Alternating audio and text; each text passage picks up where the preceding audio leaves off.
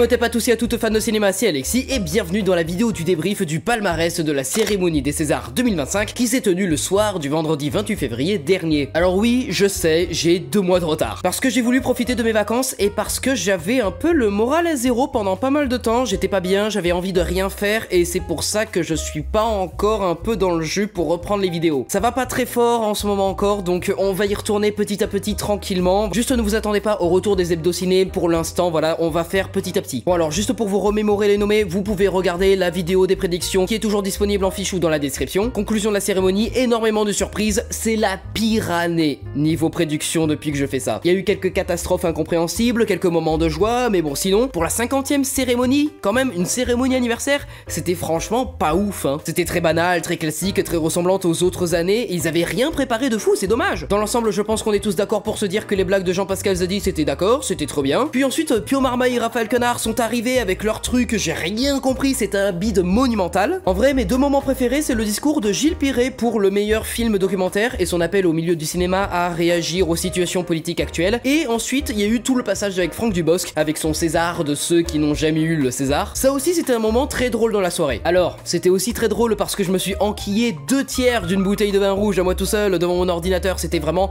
un plaisir de réagir à chaud un peu alcoolisé. Enfin voilà, bref, c'est parti, on est prêt pour les résultats des Césars 2025. Générique. Bienvenue, bienvenue à la dernière, à la 45e. Donc là, on passe de Inception à Deception. T'es pas à l'abri d'une Will Smith. Grosse pute. En même temps, je ne vois pas pourquoi on vous ferait dire grosse pute au César. Ayez confiance en vous et vive le cinéma. Pour le César de la meilleure révélation féminine, le prix n'est pas revenu à Mallory Vanek dans L'Amour ouf, comme beaucoup de gens le pensaient comme moi. Non, il est reparti à Maïwenn Barthélemy pour son rôle dans 20 Dieux que j'aime beaucoup, même si je trouve pas son jeu très transcendant comparé à celui de Mallory Vanek, qui te fait passer par pas mal d'émotions, t'arrives à avoir de l'empathie pour le personnage et t'as envie de savoir où va mener son histoire d'amour. Je la trouvais très juste, plus juste que d'autres comédiens adultes du film, mais voilà, dommage qu'elle reparte avec rien. Je suis quand même content pour Maïwenn parce que elle le mérite aussi, j'avais trouvé que son personnage était vraiment très cool et d'une très belle douceur.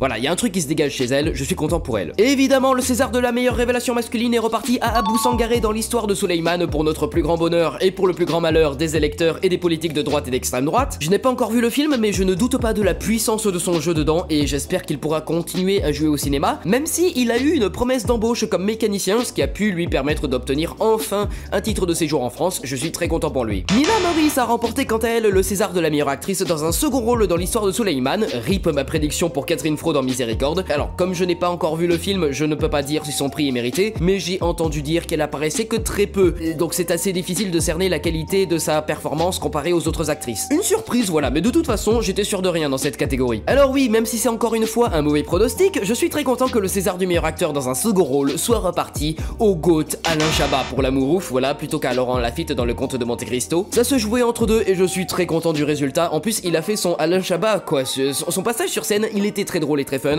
et voilà, j'aime profondément cet homme, je suis très content. Le problème c'est que ce sera le seul et unique prix qui sera donné à L'Amour ouf de toute la soirée, et vous allez voir, on touche du doigt un peu des trucs qui vont pas me faire plaisir dans les prochaines minutes. Au grand étonnement d'une bonne partie de gens, Zoé Saldana n'a pas remporté le César de la meilleure actrice pour Emilia Pérez, mais c'est Avia Herzi qui l'a eu pour son film Borgo. Alors j'ai pas vu le film non plus, mais de ce que j'ai entendu, il y a très certainement d'autres actrices qui auraient bien mérité un peu plus qu'elle, mais voilà, je suis quand même content pour elle, voilà, brave, pas grave. Et grosse surprise à nouveau, et qui en a étonné plus d'un, voilà, c'est vrai, mais c'est très cool quand même que Karim Lecoulou ait remporté le César du meilleur acteur pour le roman de Jim au lieu de Pierre Ninet dans Le Comte de Monte Cristo, voilà. Alors oui, j'ai pas aimé le roman de Jim, mais son rôle est très complexe, bien attachant et dans la même lignée que le discours qu'il a tenu sur scène. Franchement, gros cœur sur Karim Lecoulou et merde à toutes les personnes qui ont craché sur lui parce que il ne le méritait pas. Franchement, le film a fait 400 000 entrées, c'est pas énorme, mais c'est pas non plus dégueulasse, et j'imagine que beaucoup ne l'ont pas vu, et même si moi c'est pas ma cam, je vous encouragerai à le rattraper. Et c'est maintenant parti pour les Césars techniques, et c'est surtout maintenant que je vais commencer à m'énerver, voilà, beaucoup m'énerver, puisque le César de la meilleure musique originale, le César du meilleur son et le César de la meilleure photographie sont repartis à Emilia Pérez, ce que je comprends absolument pas. Pour la musique originale, je suis d'accord que c'est une comédie musicale, qu'il y a des chansons très cool comme Para ou El Mal, mais la BO du Comte de Monte Cristo méritait mais 100 fois plus de gagner, une musique qui reste et d'un genre genre qu'on fait presque jamais dans le cinéma français. Voilà, c'est très triste pour ce prix. Ensuite, le César du meilleur son pour Emilia Pérez. Encore une fois, si c'est uniquement parce que c'est une comédie musicale, je vais vous foutre un coup de pied dans le cul. Même en fanfare aurait bien mérité ce prix, et merde, ils ont niqué ma prédiction pour l'histoire de Suleiman, qui a fait un énorme taf sur le son des bruits de Paris très envahissant dans la vie du personnage. Non, c'est pas mérité, Emilia Pérez, je suis désolé. Et pareil pour le César de la meilleure photographie, le volet à l'amour ouf et ses couleurs chatoyantes des années 80 et le Comte de Monte Cristo et son esthétique film d'aventure et de KPDP, c'est vraiment du foutage de gueule. Y a vraiment pas grand chose au niveau de la photographie à retenir de Emilia Pérez, vu que c'est très resserré sur des personnages. Et à la limite, il y aurait juste la mise en scène de la séquence musicale de El Mal, mais c'est tout. Bon, alors, le César du meilleur montage est reparti à l'histoire de Suleiman plutôt qu'à l'amour ouf, un prix assez compréhensible, j'avais hésité entre les deux, j'ai pas de choses négatives à dire dessus, j'ai juste un mauvais pronostic, voilà. L'histoire de Suleiman, qui carry pendant toute la compétition, franchement, bravo à lui. Le César des meilleurs costumes et des meilleurs décors sont repartis au Comte de Monte Cristo, voilà, bon, ça c'est bon pour moi, hein. J'aurais aimé que le film remporte beaucoup plus de trucs, mais bon, voilà, quelques prix techniques, je suis déjà content qu'il reparte pas bourdouille. Et même si j'avais eu des doutes sur les costumes, les décors sont vraiment très bien gérés, d'une grande diversité et sont bien utilisés par la mise en scène pour les mettre en valeur. Donc oui, j'applaudis ces deux remises de prix. Par contre, remettre le prix des Césars des meilleurs effets visuels à Emilia Pérez plutôt qu'au Comte de Monte Cristo, ça mais c'est pas ce que j'appelle un vol, mais c'est un crime contre le cinéma. Non, en vrai je vais loin, mais sérieux, vous croyez que les effets visuels d'un film d'époque de KPDP avec des maquillages, des bateaux, des combats et des grands châteaux, ça vaut moins que 10 fonds verts tout pétés et la prothèse de Carla Sofia Gascon quand il est Manitas en début de film? Non mais vous foutez notre gueule là. Non mais sérieux, qui s'est dit que les effets visuels de Emilia Pérez étaient les plus réussis de la catégorie? Et puis encore une erreur, et pas une petite, Jacques Audiard qui remporte le César du meilleur scénario adapté pour Emilia Pérez et qui l'a tout simplement volé au Comte de Monte Cristo ou même à Zanni Vicious. Je vais vous demander de vous concentrer 2 secondes derrière votre écran et de réfléchir. Quelle est la meilleure adaptation selon vous entre Emilia Pérez et le Comte de Monte Cristo? Emilia Pérez dont le scénario est parti d'un personnage de roman qui n'est même pas le personnage principal et qui n'a rien à voir avec l'intrigue de cartel mexicain puisque c'est l'histoire d'un flic qui surveille les messages échangés dans une rue pour parer à une menace terroriste? Rien à voir?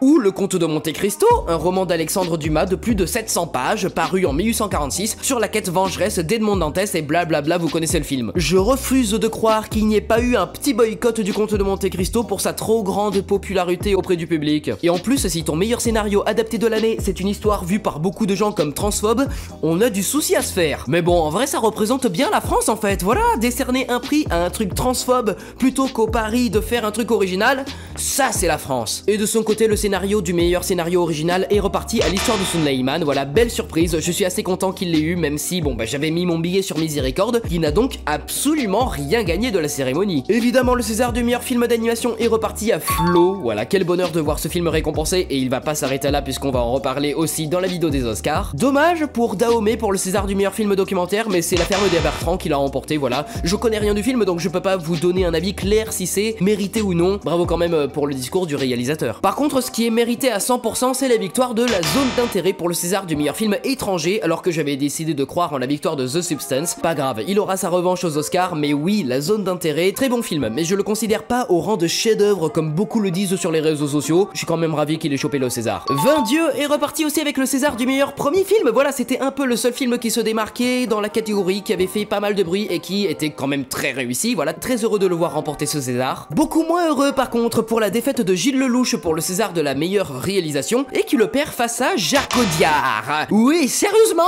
Sérieusement? Emilia Pérez, meilleure réalisation? Mais vous fumez, monsieur! Et c'est pas fini parce qu'il a aussi vaincu le Comte de Monte Cristo et a remporté le César du meilleur film.